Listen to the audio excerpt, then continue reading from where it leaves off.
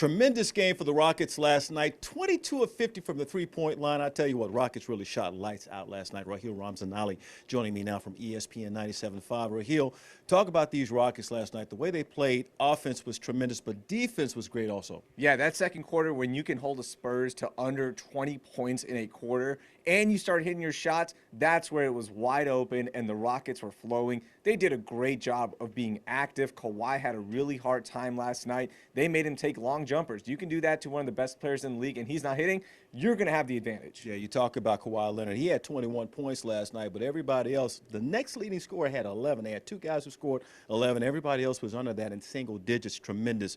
Talk about James Harden, the way he distributed the basketball last night. James has been great all season, running that pick and roll, finding that court vision, and finding guys. He can be clumsy with the ball sometimes, and yesterday only 3 turnovers. Another big reason why the Rockets were so good in the first half.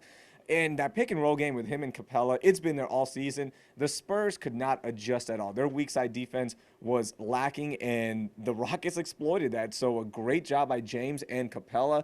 And overall, when he starts driving and starts hitting layups, the defense has to get a little bit lower, and they have to start playing defense on him and protecting the rim, and that's when he kicks it out and you have open threes. Yeah, Capella with 20 points and 13 rebounds. A little bit of an incident, though, with Nene. He gets thrown out of the game. Deadman wanted to get in Harden's face, and all of a sudden here comes Nene to his rescue. That's when you know a team is kind of done with the night, when they start doing little antics like that. Beverly was talking a little bit.